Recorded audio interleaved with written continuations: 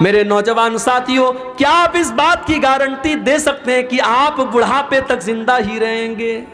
ارے بڑھاپا تو بہت دور کی بات ہے، بڑھاپا تو بہت دور کی بات ہے۔ آپ تو اس بات کی گارنٹی بھی نہیں دے سکتے کہ کل کی صبح کا سورج آپ دیکھیں گے۔ ہمارے بڑے اچھے دوست تھے، نوجوان عالم دین تھے، بہار اور جھارکھنڈ میں ہم لوگوں نے ساتھ میں پروگرام بھی کیا تھا۔ ہمارے اتر پردیش کے رہنے والے تھے مولانا عبد الرحمن ساجد سلفی، ہمارے بنارس سے جامعہ سلفیہ سے انہوں نے پڑھائی بھی کی تھی۔ ممبئی کے اندر کرلا میں ایک مسجد کے امام تھے، بہت اچھے مقرر تھے اور بہت اچھے انسان تھے، خوبصورت بھی تھے، خوبصیرت بھی تھے۔ ابھی پچھلے ہفتے کی خبر ہے، مولانا عبد الرحمن صاحب ایک پروگرام میں پونا جاتے ہیں، وہاں پہ تقریر کرتے ہیں اللہ تعالیٰ کی توحید کے بارے میں، اس کے حقوق کے بارے میں۔ تقریر کرنے کے بعد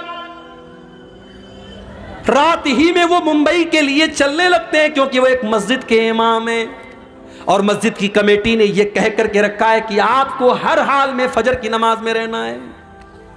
وہ لوگوں، مولوی کوئی روبوٹ تو نہیں ہوتا، مولوی کوئی مشین تو نہیں ہوتا، اس کے پاس بھی تو ضرورتیں ہو سکتی ہیں، اس کے پاس بھی تو مجبوریاں ہو سکتی ہیں۔ تم نے مولویوں کو مشین سمجھنا کیوں شروع کر دیا ہے؟ عبد الرحمن سلفی صاحب، فجر کی نماز پڑھانا ہے، بہت جلدی ہے۔ انہوں نے ٹیکسی پکڑی، ممبئی سے، پونا سے ممبئی کی ٹیکسیاں چلتی ہیں، شیئرنگ ٹیکسیاں۔ ایک ٹیکسی میں 7 لوگ بیٹھے ہیں اور ٹیکسی ڈرائیور پوری سپیڈ سے چلا رہا ہے، کیونکہ اس کو رات میں 2 ٹرپ کرنا ہے، اس کو ممبئی سے پھر پونا آنا ہے اور جلدی جلدی سارے پیسنجر کو پہنچانا ہے ان کی منزل پر۔ رات کے 11-12 بجے کے بیچ کا ٹائم ہے، ممبئی اور پونا کی ہائی وے پر ڈرائیور نے گاڑی کا کنٹرول کھو دیا، گاڑی بائیں سائیڈ میں، بہت بری طریقے سے گاڑی کا ایکسیڈنٹ ہوا اور 7 لوگوں میں سے 6 لوگ آن دا اسپاٹ مر گئے۔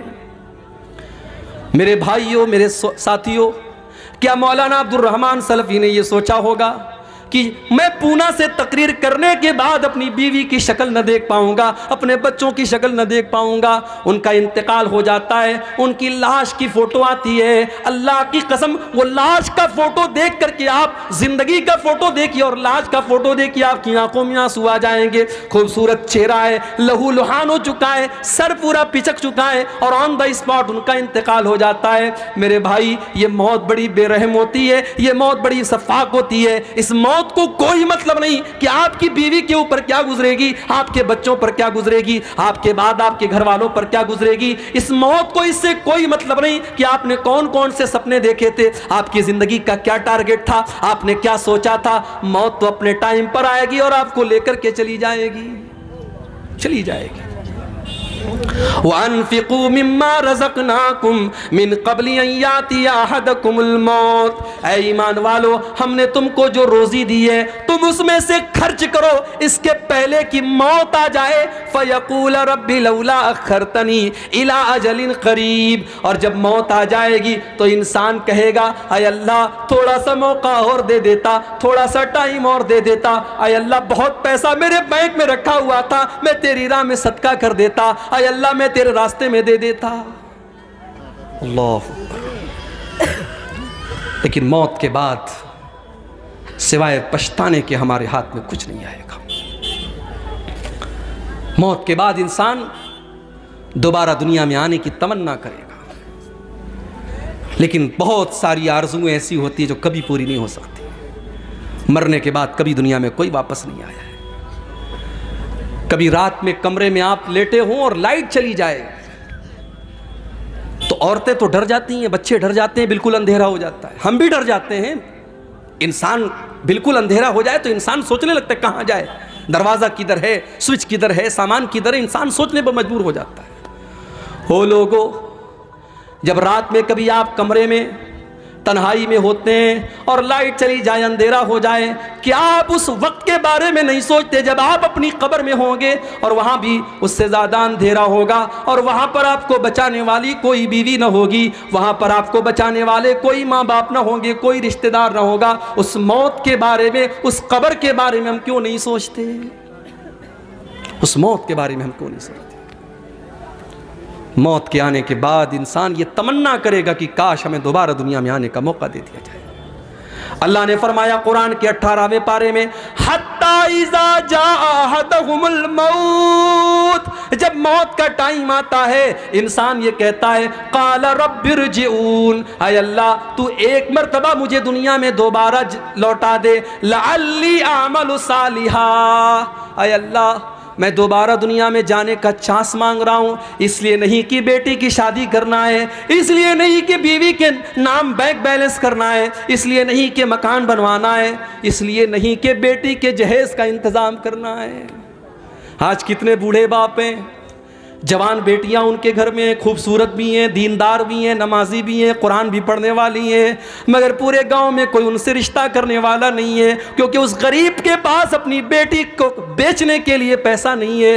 او لوگو، آج ہم نے ایسا ماحول بنا دیا کہ آج بیٹیوں کا سودا ہوتا ہے، جتنا کوالیفائڈ داماد ہو، سرکاری نوکری والا داماد ہے تو الگ قیمت ہے، اچھا بزنس والا داماد ہے تو الگ قیمت ہے۔ آج ہم نے دامادوں کی قیمتیں بنا کر رکھ دی، آج تو اپنی بیٹیوں کا سودا کر رہے ہیں، سودا ہو رہا ہے، اور کون کر رہا ہے؟ اہل حدیث کر رہا ہے۔ بڑے فخر سے ہم کہتے ہیں کہ صاحب سیمانچل میں ایک قوم ایسی بھی ہے کہ پوری قوم اہل حدیث ہے۔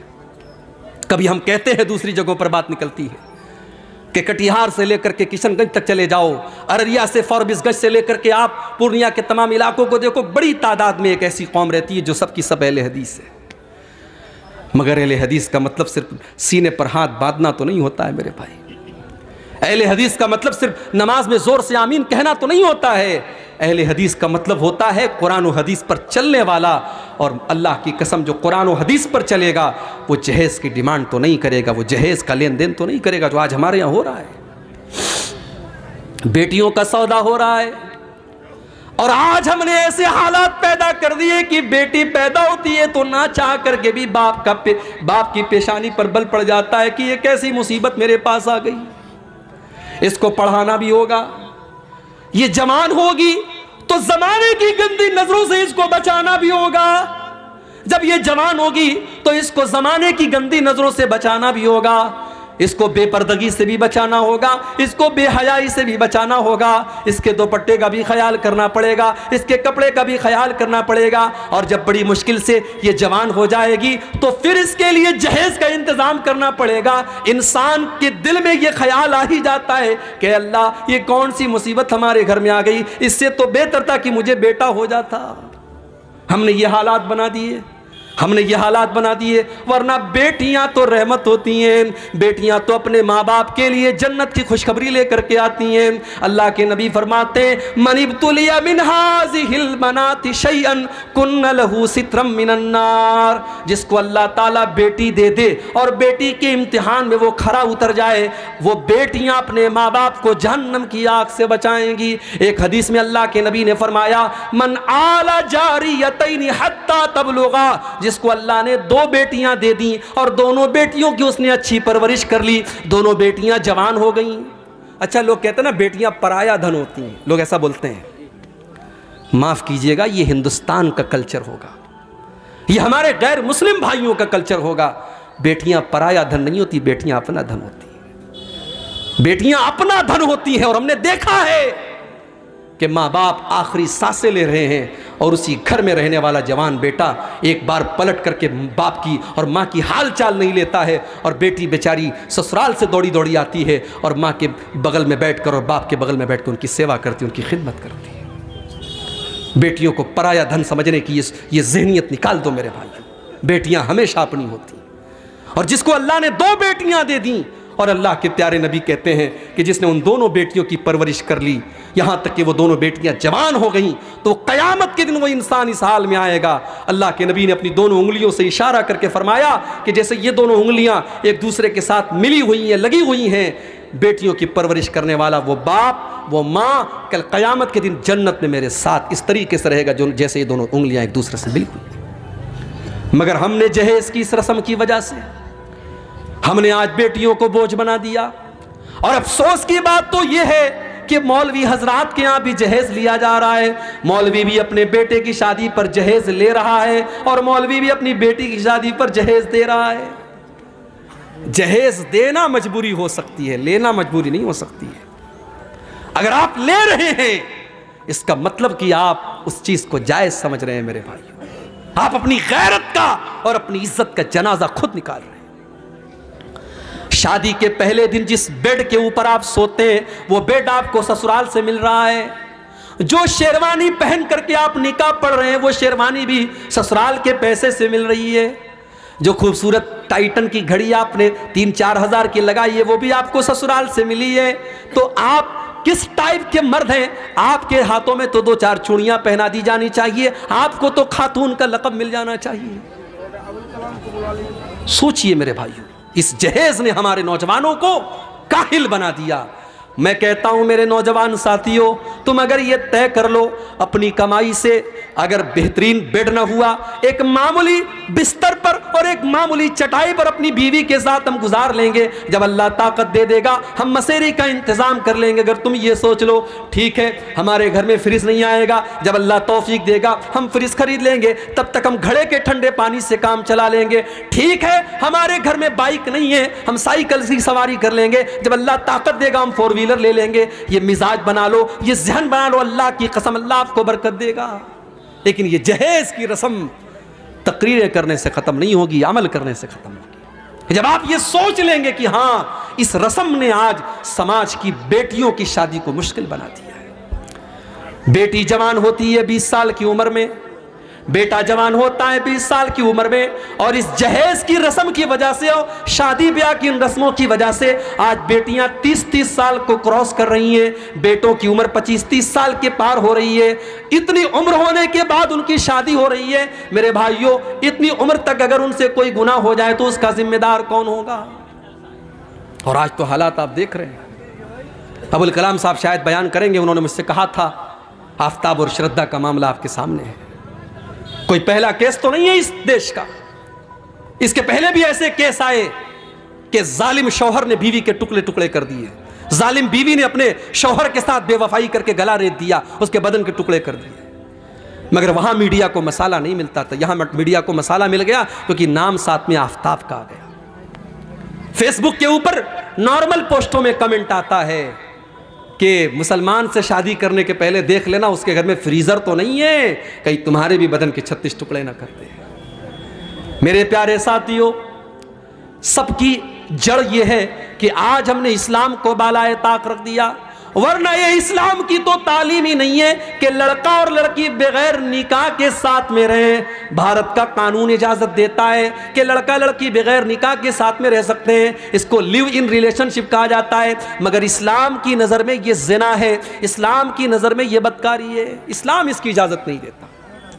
ارے اسلام تو اس بات کی بھی اجازت نہیں دیتا کہ نکاح کے ٹائم آپ کے دل میں یہ مقصد ہو کہ میرا مقصد صرف اپنی سیکسول ڈیزائرز کو پورا کرنا ہے, اپنی جسمانی خواہشات کو پورا کرنا ہے. اگر صرف خواہش کو پورا کرنے کے لیے آپ نکاح کر رہے ہیں تو معاف کیجئے, نکاح کا یہ مقصد نہیں ہے. اللہ نے قرآن میں فرمایا محسنین غیر مسافحین, نکاح کا مقصد گھر بسانا ہے. آپ گھر بسانے کے لیے نکاح کر رہے ہیں, اس لڑکی کو آپ گھر میں لا رہے ہیں تاکہ ایک نیا پریوار بسائیں, ایک نیا گھر بنائیں. تو جہیز کی اس رسم کی وجہ سے بھی آج سماج میں بڑی برائیاں ہو رہی ہیں.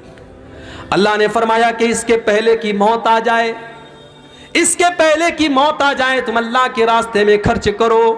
جب موت آ جائے گی تو تم یہ کہو گے کہ اے اللہ کاش تو مجھے تھوڑا سا وقت اور دے دیتا تاکہ میں تیری راہ میں صدقہ اور خیرات کرتا. اللہ نے فرمایا وَلَن يُؤَخِّرَ اللَّهُ نَفْسًا إِذَا جَاءَ أَجَلُهَا, لیکن جب موت کا ٹائم آ جائے گا تو 1 سیکنڈ بھی کسی کو مہلت نہیں ملے گی, 1 سیکنڈ بھی کسی کو مہلت نہیں ملے گی. ایمان تو فرعون بھی لایا تھا, جی ہاں فرعون بھی ایمان لایا تھا. کب لایا تھا؟ جب موت کو سامنے دیکھ لیا تھا. جب فرعون ڈوبنے لگا تو فرعون نے کہا آمنت بالذی آمنت بہ بنو اسرائیل, میں اس اللہ کے اوپر ایمان لاتا ہوں جس اللہ کے اوپر بنی اسرائیل ایمان رکھتے ہیں. اللہ نے فرمایا الآن وقد عصیت من قبل, اے فرعون تو اب جا کر کے ایمان لا رہا ہے, اب تیرے ایمان لانے کا کیا فائدہ, تیری ساری زندگی تو گناہوں میں گزری ہے. میرے نوجوان ساتھیوں, موت اپنے وقت پر آئے گی اور آپ کو مہلت نہیں دے گی. ایک آخری واقعہ بیان کر کے بات ختم کر رہا ہوں. مجھے ابھی فوراً نکلنا ہے پورنیہ کے لیے، ٹرین پکڑنی ہے، کل بنارس میں پروگرام ہے میرا، اور وہ اپنے محلے کا، اپنے گھر کا پروگرام ہے، وہاں شامل ہونا ضروری ہے۔ ایک آخری واقعہ سنا رہا ہوں، سعودی عرب کا سچا واقعہ، وہاں کے عالم دین نے لکھا ہے۔ 3-4 نوجوان گاڑی میں بیٹھے اور سعودی عرب کی سڑکیں ماشاءاللہ بہترین سڑکیں ہیں، پوری سپیڈ سے گاڑی چل رہی ہے، پوری سپیڈ سے گاڑی چل رہی ہے، ایکسیڈنٹ ہو گیا اور 4 نوجوانوں میں سے 3 نوجوان آن دا اسپاٹ انتقال کر گئے، فوراً مر گئے۔ ایک نوجوان بچ گیا، آخری سانسیں لے رہا ہے۔ ٹریفک پولیس والے، شرطۃ المرور والے اس کے پاس پہنچے اور اس سے پوچھا کہ کیا حال ہے تمہارا، تم کہاں جا رہے تھے، کیا نام ہے تمہارا؟ اس نوجوان کے منہ سے بس ایک ہی لفظ نکلتا ہے، انا فی سقر، انا فی سقر، انا فی سقر، میں سقر میں ہوں، میں سقر میں ہوں، میں سقر میں ہوں۔ ٹریفک پولیس والوں کو اس بات کا مطلب سمجھ میں نہیں آیا۔ ٹریفک پولیس والوں نے اس علاقے کے عالم دین سے کانٹیکٹ کیا کہ یہ نوجوان لڑکا آخری ٹائم میں انا فی سقر کہہ کر کے مر گیا، اس کا مطلب کیا ہے؟ عالم دین نے، مولوی صاحب نے کہا کہ اس کا مطلب تمہیں قرآن کے 29ویں پارے میں ملے گا۔ قرآن کا 29واں پارہ اٹھاؤ، اللہ فرماتا ہے جب جنتی جنت میں جائیں گے، جب جہنمی جہنم میں جائیں گے تو جنتی جہنمیوں سے پوچھیں گے ما سلککم فی سقر، تم سقر کے اندر کیسے چلے گئے؟ سقر مطلب بہت خطرناک گڈھا، جہنم کا ایک نام سقر بھی ہے کیونکہ جہنم گڈھے کی طرح ہے، انسان اس کے اندر گرے گا، اس لیے جہنم کا ایک نام سقر بھی ہے۔ جنتی جہنمیوں سے سوال کریں گے ما سلککم فی سقر، تم جہنم کے اندر کیوں چلے گئے؟ تو جہنمی کیا جواب دیں گے؟ قالوا لم نک من المصلین، ہم نماز نہیں پڑھا کرتے تھے۔ عالم دین نے کہا یہ نوجوان نماز نہیں پڑھتا تھا اور مرنے کے ٹائم اللہ تعالیٰ نے ایسا منظر اس کو دکھایا کہ اس نے محسوس کیا کہ وہ جہنم کی آگ میں جل رہا ہے، اس لیے وہ یہ کہہ کر کے دنیا سے گیا کہ انا فی سقر، انا فی سقر، میں سقر میں ہوں، میں سقر میں ہوں۔ میرے عزیزوں، میرے نوجوان ساتھیوں، بڑے درد کے ساتھ آپ سے گزارش کرتا ہوں کہ اپنی جوانی کا مس یوز کرنا بند کر دو، یہ موبائل کا غلط استعمال کرنا بند کر دو۔ 2 چیزوں کی گارنٹی لے لو، 2 چیزوں کی گارنٹی لے لو، اپنے نوجوان بھائیوں سے بھی کہتا ہوں، اپنی ماں بہنوں سے بھی کہتا ہوں، اللہ کے نبی نے فرمایا 2 چیزوں کی مجھے گارنٹی دے دو، میں تمہیں جنت کی گارنٹی دیتا ہوں۔ ازمن لکم الجنہ، 2 چیزوں کی گارنٹی دے دو، میں جنت کی گارنٹی دیتا ہوں۔ ایک زبان کی گارنٹی دے دو، زبان کی گارنٹی دے دو کہ زبان کا غلط استعمال نہیں کریں گے، جھوٹ نہیں بولیں گے، غیبت نہیں کریں گے، چغلی نہیں کریں گے، گندی باتیں منہ سے نہیں نکالیں گے۔ اور دوسرے شرمگاہ کی گارنٹی لے لو کہ زنا اور بدکاری کے قریب نہیں جائیں گے۔ زنا کرنا یہ تو آخری گناہ ہے، زنا کے قریب لے جانے والی چیزیں۔ آپ کسی غیر محرم لڑکی سے بات کر رہے ہیں، آپ کو جتنا بھی کانفیڈنس ہو اپنے اوپر کہ ارے میں اس حد تک نہیں جاؤں گا، لیکن آپ نے زنا کے راستے پر اگر قدم رکھا ہے تو اس بات کا خطرہ بہرحال موجود ہے کہ کل آپ اس دلدل میں پھنس جائیں گے۔ تو ان 2 چیزوں کی اگر ہم کو گارنٹی دے دے میرے بھائیوں تو اللہ کے نبی کہہ رہے کہ میں تمہیں جنت کی گارنٹی دیتا ہوں۔ یہ چند باتیں تھیں ان دونوں آیتوں کے متعلق جو سورہ منافقون کی آخری 2 آیتیں ہیں۔ اللہ سے دعا ہے رب العالمین ہم سب کو اپنے اعمال کی اصلاح کرنے کی توفیق عطا فرمائے۔ رب العالمین ہمارے نوجوانوں کی، ہمارے ماؤں بہنوں کی خاص طور سے